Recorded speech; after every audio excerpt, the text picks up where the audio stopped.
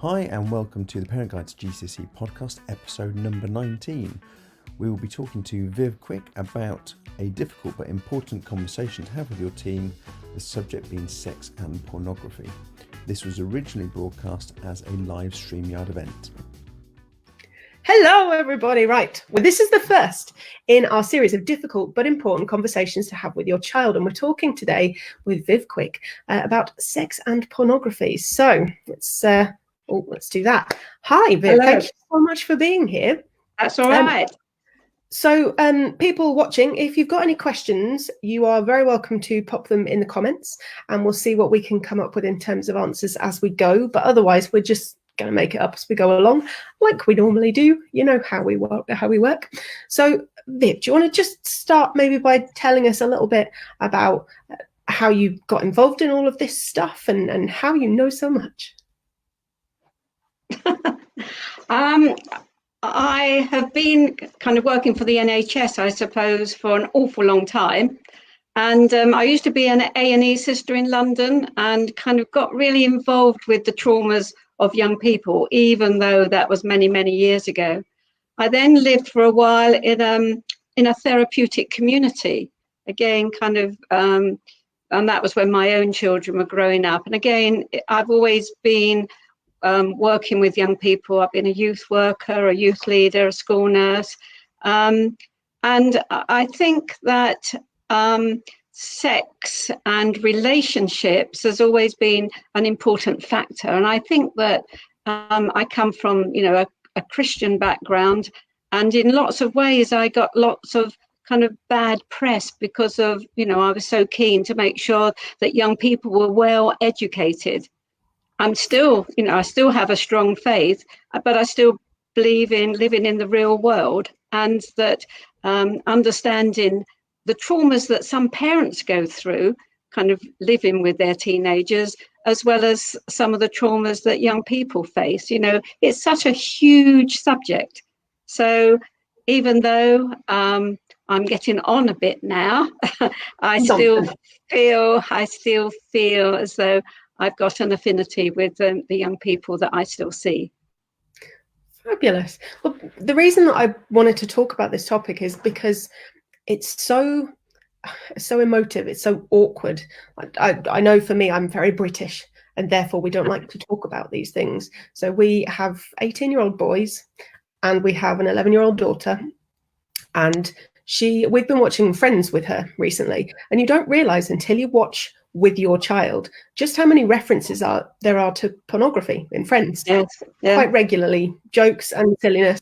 And there are some conversations, some questions she'll ask where I'm completely happy just to, matter of fact, give her an answer, done and dusted. Paul will normally leave the room dying of like cringiness at that point. And how old did you say she was? How old 11. is she? 11. She's 11. Okay. Did you know that the average age of first viewing pornography is now 11 and a half? Oh, that's a terrifying statistic. Goodness. I know. And 75% of parents are totally unaware. They're in denial that their child, particularly parents of girls, do not believe that their daughter could watch pornography. Yeesh. But it's something that I know there are certain things that she asks where I just can't quite, either because I'm giggling too much or because I just can't figure out a way to explain something because it's quite specific, like a sexual act, for example. And I don't even know how. But it's such an important thing to talk about. I was raised in a Christian household and we didn't particularly talk about this stuff. I used to get a magazine and it had position of the fortnight in. So they were sketched drawings, nothing explicit, but designed around kind of a healthy sexual relationship, I think, looking back as an adult.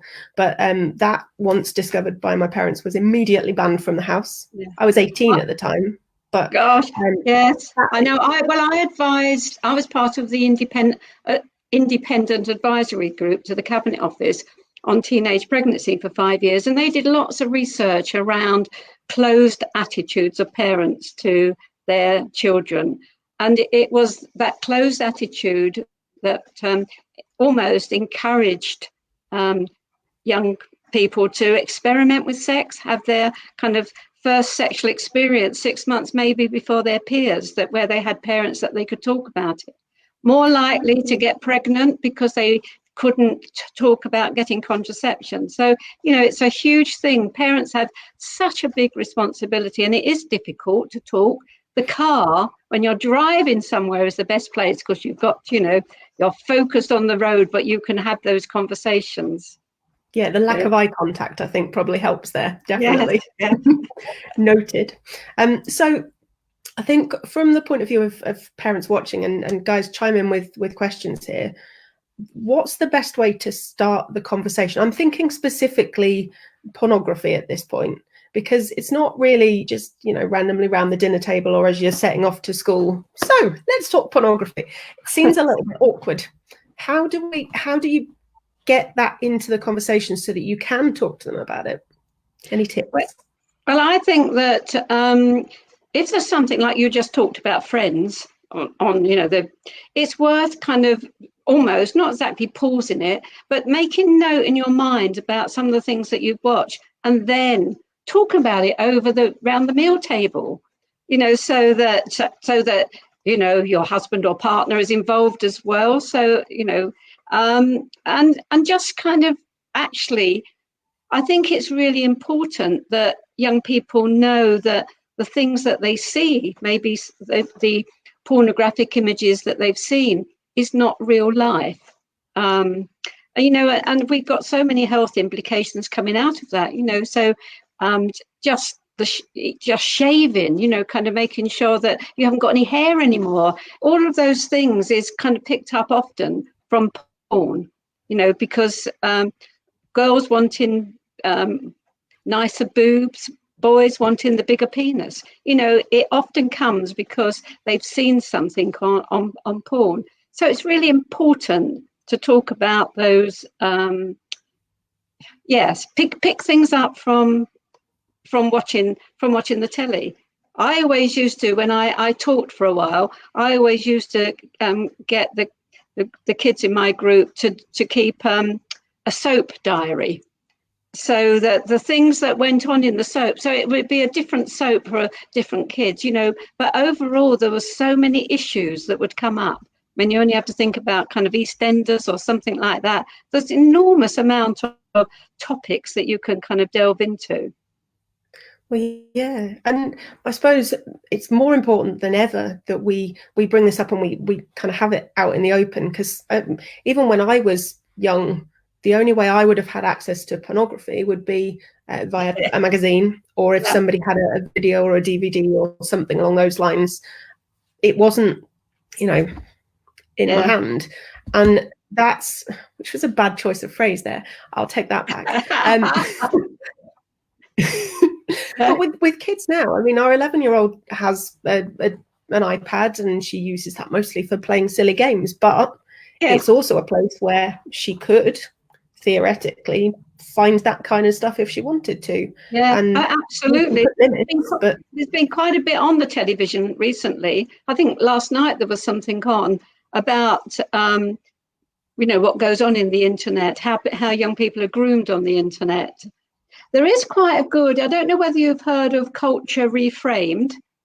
It's I don't know whether it came from the States to start with, but Bristol University, the University of the West of England have picked it up, and they produced resources for parents of teens, particularly around pornography. So I can give you the link later if you like, but it talks about what is helpful. So regular communication, these things like pornography doesn't represent real sex. And porn can trigger a range of feelings: curiosity, confusion, disgust, arousal, and guilt.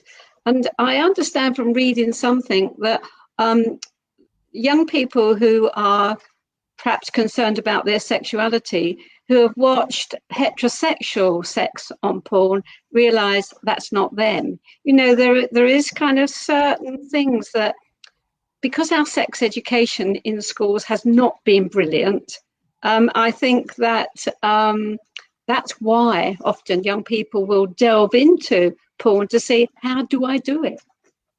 Yeah. So is there I mean, we can't rely on schools to do this, and we shouldn't rely on schools to do this. We're parents.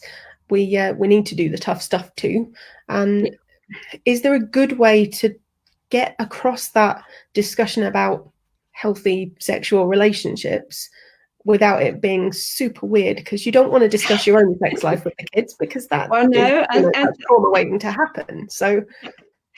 And actually, young people do not want to know either about teachers' sex lives, and more importantly, their parents. So, they've only done it once or twice, when the child comes along. So it is important, and all families are different. So some families will walk around naked, some families will, bathe with their children till, kind of quite a long time. And those conversations, I think, are really important right from the word go, so, kind of using like, have you got a willy, right from the word go, where I know kind of those conversations most certainly didn't happen to me when I was growing up. And it was I always presumed that my parents were embarrassed. So therefore, because I thought they were embarrassed, I wouldn't talk about it. So I think it is important that we get over that embarrassment and talk about kind of, what's normal. Trouble is, what is normal? Because normal is different for everybody, isn't it? So, but I think the most important thing is to have that openness, so that, if there's something that's going on where they don't understand, that they can ask. I mean, this is a slightly funny kind of story, but a friend of mine picked up her daughter, who was 8, from school, and she was a very good reader, and she'd been put up with the year 6s for a reading session. And so she said to her mum on the way home, "Am I a virgin?" So her mum flippantly said, "Oh, I hope so." So then the little girl said, "Oh, I must be frigid then." And it was the conversation that had gone on around the table with the year 6 boys that she was sitting with. But my friend said actually gave her quite a good opportunity. Again, they were in the car, gave her quite a good opportunity to talk about sex, a little bit about, and kind of the negative things, that, sex is something that is really important, and it's something that, you should enjoy. Because that's the other thing, is all to do with pleasure. Something that schools, and I can understand, why, something that, it's so important that boys actually know how to pleasure a girl, make her feel good. Because I think the negative thing about porn that boys watch is sometimes it's very violent. There's no pleasure involved for either people, really. So. Yeah. And things like, I mean, I know certainly in my 15 years of teaching, I didn't particularly do anything to do with sex and relationships. But as far as I'm aware, and when I was at school as well, masturbation is not something that's ever discussed. Which I mean, we've got quite a good kind of, I have to say, where I am, we've developed quite good over the years, good sex and relationships programs for both primary and secondary. And apart from one of the faith schools, we talk about masturbation quite, how important it is. And not only for boys, it's important that girls know that they can masturbate and pleasure themselves as well. So, but again, it's a lot to ask of a teacher to be able to talk about that. And that's why I think kind of school nurses in our area have been really successful at going into primary schools and talking about those things, having the question box. And we've always encouraged children to go back and talk to their parents. We often ask them, how many of you can talk to your mum and dad? And it's, there's always a little handful that can, and, so it is happening somewhere. Yeah. Well, that's good.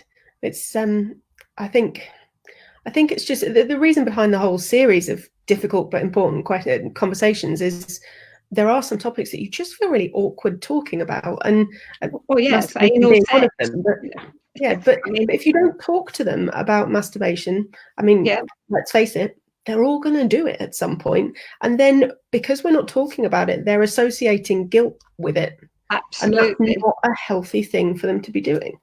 I mean, So, yeah, boys aged, 10 and 11, where they're starting to have spontaneous erections, if they touch it, then it's going to feel, that they want to kind of know that it's a feeling, it's okay to have that feeling, rather than, kind of it being sinful or whatever.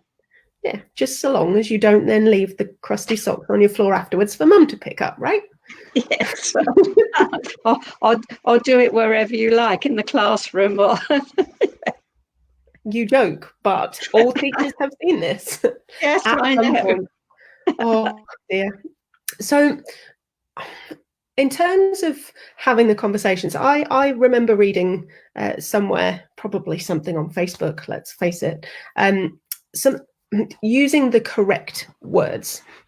So not being afraid to say vulva and labia and penis and things with your kids, because and the reasoning that they gave was that it made them more likely to talk to you if there was an issue, if they were in any way sexually abused, assaulted, anything, heaven forbid. They're not afraid to use the actual words, which means they're more likely to report it, to talk to you. The more, I guess, you talk to them about this stuff, the more likely they are to know whether something bad is happening and to be able to then stop it, hopefully.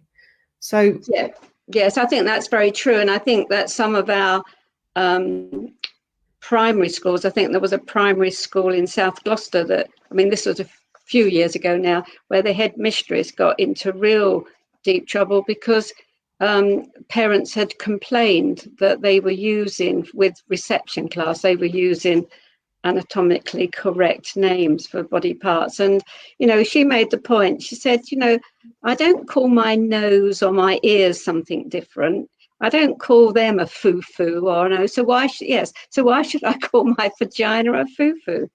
And I think, there is a lot of sense in calling them the correct names, but I think it's okay for little ones to talk about a willy. I think as long as they know both names at that kind of early age. And there's some very good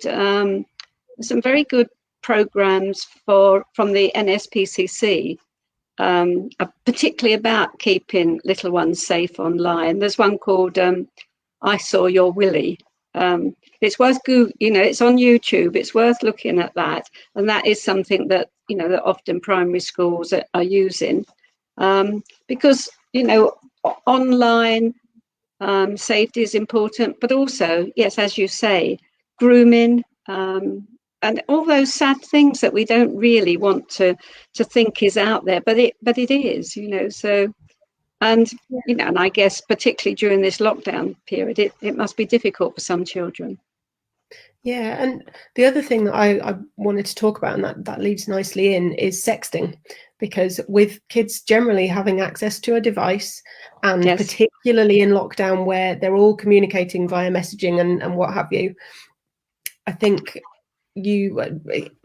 it's whether they understand the potential seriousness, the consequences of their actions if they are getting involved in that kind of stuff. Because it's not something that I have ever particularly even thought about. I've never done internet dating, thank goodness.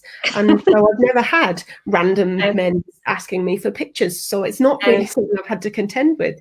But they do quite regularly, I think, from what I gather. Certainly, I think this program that was on yesterday, I don't know whether it was on the news or not, was all to do with kind of how the conversation kept progressing, where it was somebody older trying to get a younger person to take a picture of themselves. And we've had issues in kind of different school situations. We had a scenario where it was a lunch break during the school grounds. A girl was giving a boy a blowjob, with the friend taking a picture. and then sending it round viral, and that was such a distractive thing, because you can't take it back, so the teacher saw it, everything happened. I'm just going to turn my phone off.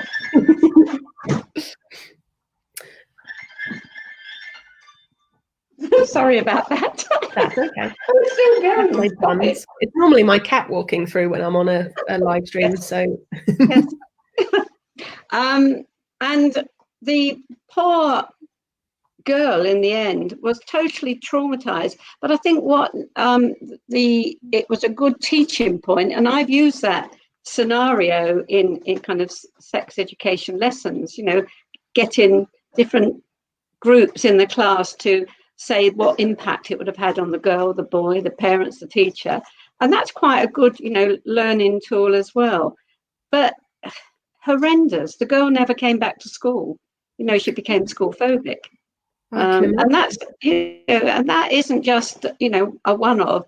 And of course there is, the revenge porn, where they've shown pictures of themselves, they break up, and then one partner decides to send this picture around, so sexting is a big thing. And I think the worrying thing is that young people don't see it as a problem until it goes wrong. Yes. It's and it is illegal. You can be prosecuted, so it's indecent images of children, isn't it? Yeah. Whether that's of you or whether that's on the phone of the person you've sent it to. If you're underage. And of course, porn legislation is that you're a child up until 18, not, in porn. So any image of somebody under the age of 18 and under is illegal. Yeah, and then even if they are both over 18 and consenting adults, there's still that real risk that even if it's not revenge porn, even if it's, I've sent a cheeky picture to my husband and he's stupidly left his phone in his pocket while he's gone to the toilet at the pub, and his mates have gone, it'd be funny, something on Facebook for him. That's on there. That's something that I then can't control, because it's out there. It exists in the world. You can't put that genie back in the bottle. And I think, as you said, they don't realize until it goes wrong just how wrong it can go. So it's important to kind of have a conversation. Yeah, we do quite a lot. Well, I mean, I don't know in other areas, but the new relationships and sex education guidance does emphasize that this must be taught in lessons in school, so that that they realize the implication. I'll say that scenario we use quite a lot, kind of unpacking kind of the impact that something like that might have, so yeah, I can only imagine how traumatic that would be, from all the points of view. It's certainly not something I would want to see as a teacher. No. If my child, I'd be horrified. Yes. Yeah. Either way round. If it was my child taking a picture and sending it round, I'd be equally horrified, and they would be in so much trouble. So I'm just trying to think what else we haven't talked about yet. Anybody watching, if you do have any questions, I appreciate this is a public forum and you might not want to ask specific questions about your children. That's fine. But if there's anything that we haven't covered that you want us to, do give us a shout. What have I missed, Viv? What have we not talked about yet? Sexuality, LGBT. Kind of that can be difficult for a parent coming to terms with, or being able to talk about it. Kind of, it's a difficult issue. I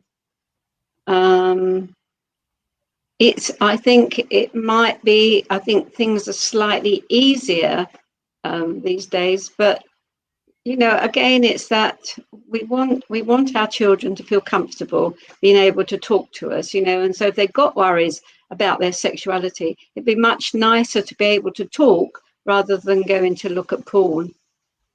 Yeah, absolutely. I think it's if you put up with listening to all the little things, then they'll come and tell you the big things. If you shut down the little things, they're not even going to talk to you about the big things. I mean, as a child, myself and my best friend, if I'd had any kind of crisis, I'd have gone to her mum, and vice versa, which Yes. worked out quite well. And that's very healthy, isn't it? Yes, yes. I've got, well, my granddaughter now is 17. No, she's not. She's 16. But when she was, I think she must have been 11, she suddenly decided she wanted to be a boy. So she had long hair. So she cut it all off herself. But my daughter and son-in-law, they just kind of went with it. She wanted her room painted blue, and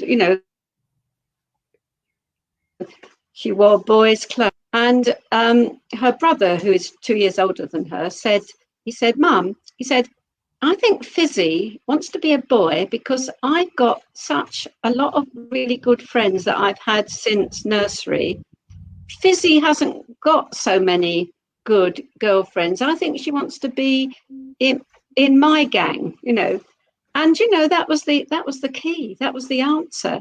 They just went with it, and now she's decided that wasn't for her. She wasn't. She's quite happy how she is, but it was a worrying time. Where do you go with those questions as well? How do you? I know my daughter kept saying, how do I talk to her? But it was okay. They got through it, but it is a worrying time, and lots of conflict around that kind of those issues as well. Yeah, well, lots of controversy. Yes, well, I think it's probably a topic for a whole different episode, because it's such an emotive subject, and it's such a controversial subject, because there's so many different points of view, and religious beliefs and the culture that you brought it up in can have such an impact on how you deal with that kind of situation when it occurs. I think it's one of the things that is definitely on the list, to see if we can get someone to come and talk about it, and perhaps even give us a perspective from someone who's been through it, either as a parent or as a child, just so we can get a bit more of a different kind of viewpoint on it. It's a minefield, having children. A minefield. They don't warn you about this. Yes, I think the other thing is that overarches a lot of the kind of topics that we've broached on is the fact young people's mental health. That again is that being able to talk, and we've got locally, we've got some friends of mine have set up a charity called Boys in Mind, and Girls Matter Too. But it all came out of some kind of increased rates of suicide amongst young people, and there was one incident where a boy had jumped off the suspension bridge, and his friends afterwards said, "We just didn't know that he'd got problems," and that they started talking to teachers, talking to parents, and trying to get something moving in schools that could particularly boys at this stage, it was help boys express what they were feeling. And I think that sexuality, I think that not feeling very good about your own self-image, which which porn kind of endorses, all of those things, that the mental health impacts very deeply on those things as well. It's never been easier to compare yourself with everybody else when everybody's on Instagram with their perfect pictures and all sorts.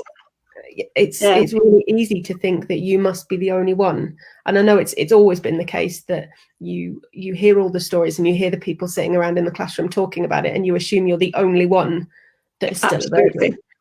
Yes. Where in reality, there probably isn't anyone in the classroom who's actually done anything. It's just bravado. And because it's not seen as cool to still be a virgin, which is sad. Also sad. But I suppose it's then down to having those important conversations with your kids about when they're ready, and making sure that they're safe when they're ready as well. So if your parents don't know that you're doing stuff, then finding condoms and getting hold of the appropriate preventative measures is not as easy. I use the example as a maths teacher. Condoms are effective 97 times out of 100. So 3 times out of 100, they don't work, which means you've got a problem. The pill is like 997 times out of 1,000, which is much better. But using my laws of probability skills, if you combine the two, so you're both being sensible, that makes the chances of something accidentally happening very, very, very, very small, which I used to try and weave in where I could in my probability. Brilliant. We used to call that double Dutch, condoms and pills. Yeah, but it's so obvious. But as a girl, it's much harder to get yourself on the pill without your parents knowing, which means you have to be able to have that conversation with them about whether they're being sensible and whether they're taking them regularly. Because, teenagers are always the most responsible. And if you don't take them regularly, you've got problems because they're not as effective. So again, contraception, it's a big conversation to have with your kids, even if you really don't want to, because you really, really hope that it isn't an issue, and you really hope that it's too early for them to need to know about this stuff. It's better to be safe than to be a grandparent.